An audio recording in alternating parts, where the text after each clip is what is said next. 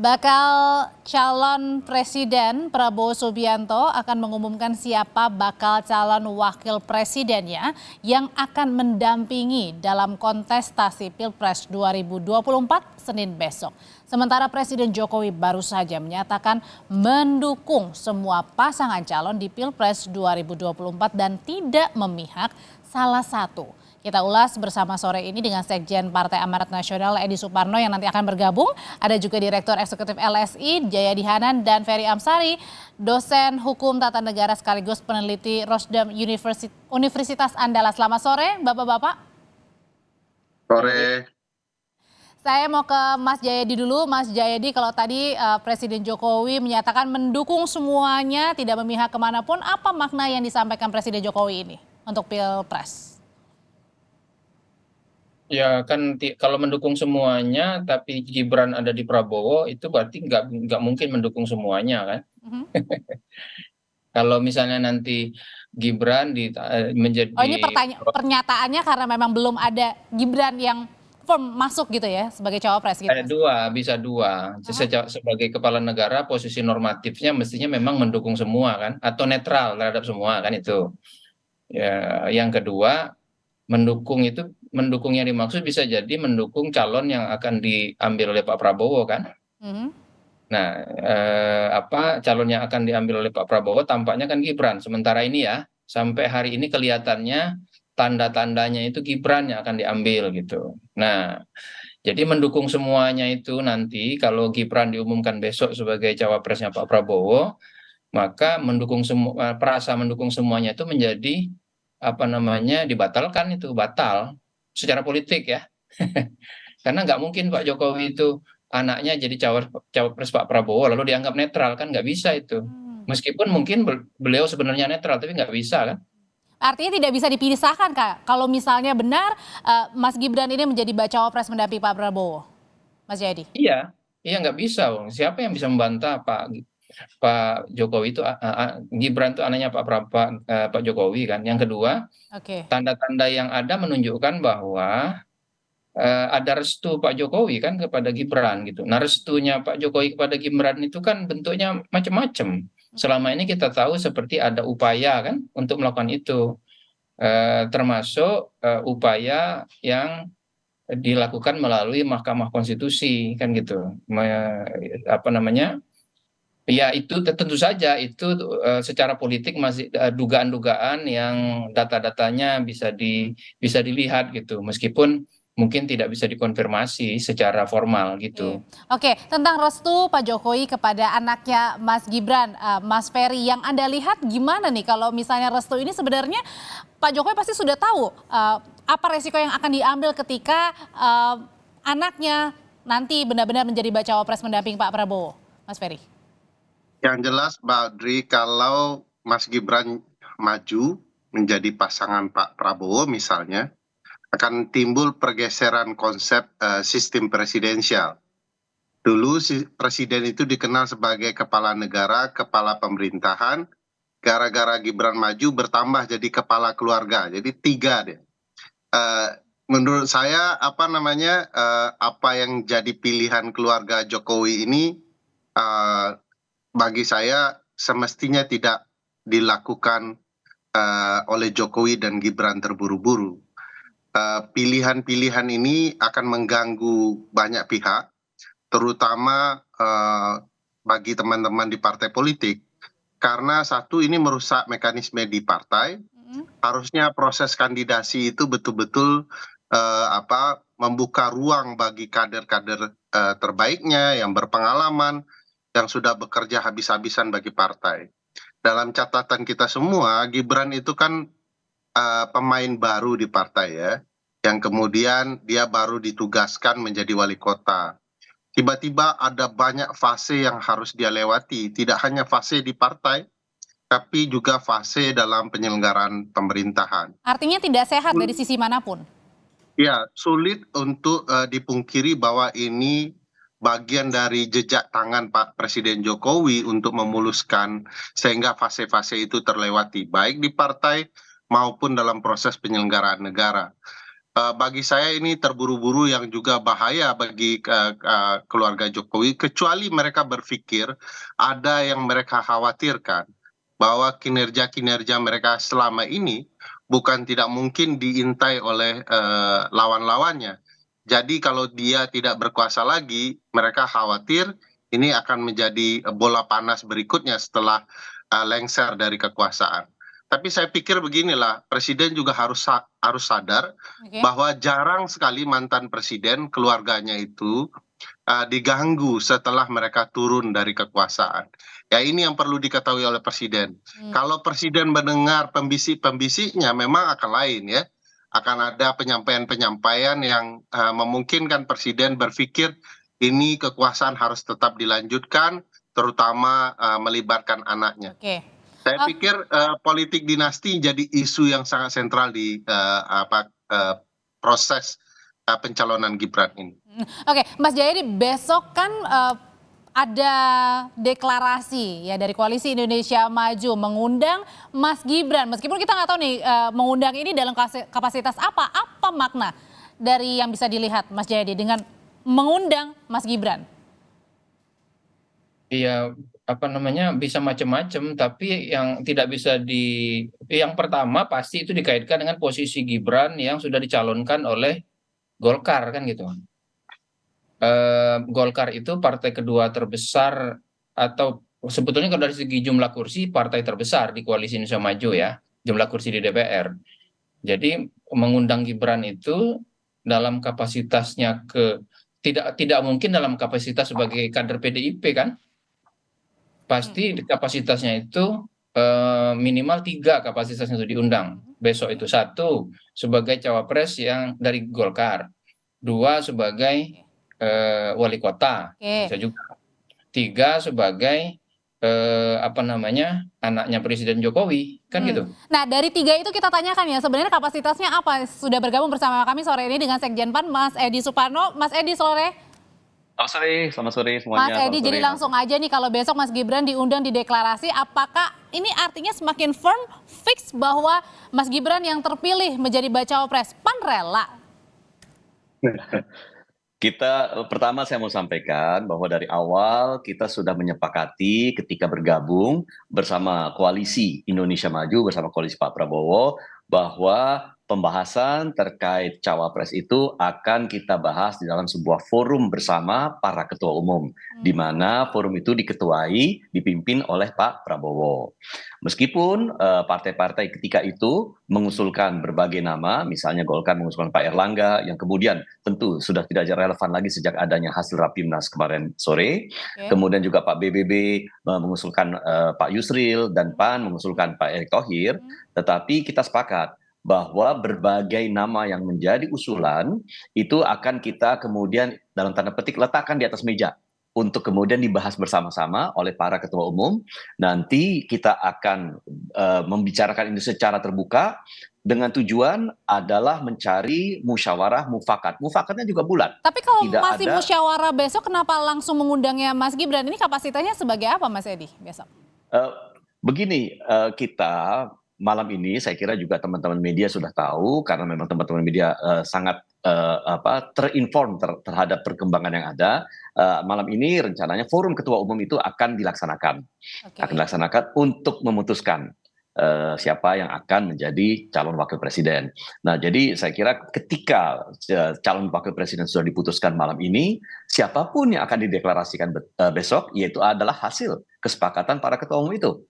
Jadi apakah nanti yang hadir adalah atau yang dideklarasikan adalah Mas Gibran ataupun nama lain, saya kira itu adalah menunggu hasil dari pembicaraan kita pada malam hari ini.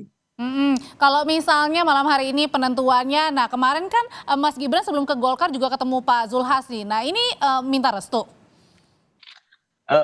Silaturahim politik kan selalu kita anggap positif, apapun maksud dan tujuannya. Jadi yang dilaksanakan oleh Mas Gibran ya karena memang beliau sudah sering disebut-sebut di dalam berbagai media, dalam berbagai pembicaraan diskursus tentang Pak Cawapres ini, apalagi dan itu dilakukan Mas Gibran tidak hanya pada PAN tetapi pada seluruh partai-partai di dalam Koalisi Indonesia Maju. Saya kira tujuannya itu baik ya. Apakah kemudian nanti Pak Mas Gibran akan diputus menjadi cawapres dari Koalisi Indonesia Maju? Ya malam inilah kita akan tentukan. Saya kembali ke Mas Ferry. Mas Ferry, kalau tadi kan ada beberapa tadi kalau Mas Edi bilang ya, di PBB ada diusulkan Pak Yusril, kemudian PAN juga ada Mas Erick Thohir, ada Pak Erlangga juga di Golkar. Tapi kalau misalnya Mas Gibran yang jadi pilihannya bacawa pres Pak Prabowo, gimana sistem demokrasi di dalam koalisi parpol? Tapi usai jeda nanti Bapak-Bapak akan menjawabnya. Tetaplah bersama kami di Kompas Petang.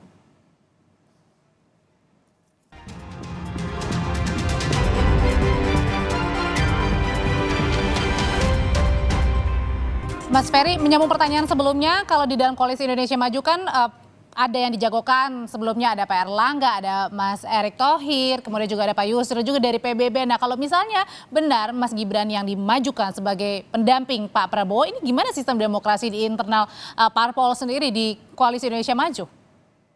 Ya, di buku yang kami tulis soal pembaruan partai politik di Indonesia, ada satu hal yang menjadi masalah serius di partai kita, yaitu soal kandidasi. Nah, kalau kemudian Gibran maju, ini tambah rusak proses kandidasi di internal partai. Saya mohon maaf, misalnya Mas Edi Suparno ini sudah dikenal sebagai figur di partai, terkenal dengan kapasitasnya, kemampuan bahasa Inggris yang dipuji-puji orang dan segala macam. Orang-orang yang bekerja seperti ini dilewati, diterabas begitu ya. Belum lagi yang mungkin senior di atas Mas Edi, yang sudah bekerja habis-habisan demi partai, ini dilewati semua. Bayangkan mekanisme internal partai politik kita dirusak, kaderisasi dirusak oleh proses ini. Mestinya ini yang perlu disadari oleh partai koalisi. Bukankah di antara partai-partai koalisi Indonesia Maju itu masih banyak figur-figur mumpuni yang misalnya bisa disodorkan ke depan untuk kemudian memperbaiki proses kandidasi yang lebih baik. Jangan kemudian Gibran dimajukan karena apapun alasannya, orang pasti tahu bahwa pilihan atas Gibran adalah pilihan atas Presiden Jokowi. Dan Presiden Jokowi di belakangnya sebagai kekuatan yang tidak tampak yang menentukan arah koalisi ini. Dan itu tidak sehat bagi Pak Prabowo begitu ya. Oke, karena gini, sebelumnya Pak Presiden Jokowi juga sudah menegaskan pada saat di Surabaya, Jawa Timur, bahwa ia akan tetap memberikan doa dan merestui langkah Gibran dalam segala apapun keputusannya di politik. Dan Jokowi juga bilang tidak akan ikut campur dalam urusan politik, semua serahkan segala keputusan yang diambil oleh Gibran dan partai politik yang mencalonkannya sebagai bacawa pres. Kita simak dulu pernyataan dari Presiden Jokowi.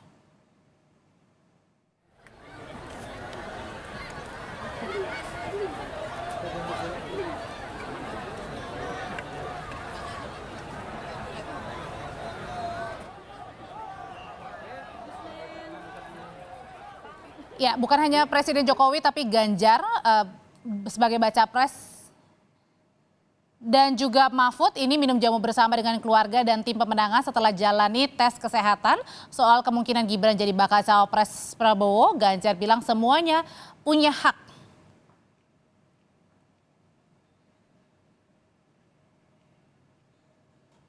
Komunikasi gitu Pak sama Mas Gibran. Pak, kalau Gibran jadi cawapres, Bapak ikhlas gak Pak? Jadi nggak jadi jurkam? Semua orang punya hak itu menjadi pejabat apapun.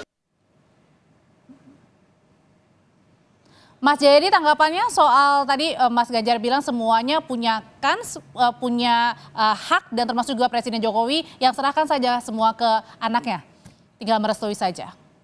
Iya, Mas Ganjar kan nggak bisa apa-apa. Kan Mas Ganjar bukan ketua partai, juga bukan presiden, bukan atasannya, sudah tidak atasannya lagi ya, sudah tidak atasannya Gibran lagi. Kan Mas Ganjar pernah gubernur ya, dalam skala tertentu gubernur kan atasan wali kota, walaupun tidak penuh ya. Gitu ya Bang Mas Huda Ferry ya. Nah, jadi posisi Mas Ganjar sama posisi Gibran kan setara itu. Kalau dia setara ya kan hak dan kewajibannya sama. Apalagi dia calon presiden kan. Karena calon presiden ya dia enggak bisa melarang-larang orang. Kan itu mafhumnya itu begitu saya kira. Nah, yang bisa itu mungkin adalah partainya Mas Ganjar. PDI Perjuangan ya. Tapi kita Iya. ajak lagi Bapak-bapak dan juga pemirsa, kita akan lihat sekali lagi pernyataan dari Presiden Jokowi soal restu pada Gibran Rakabuming Raka sebagai bacawa pres.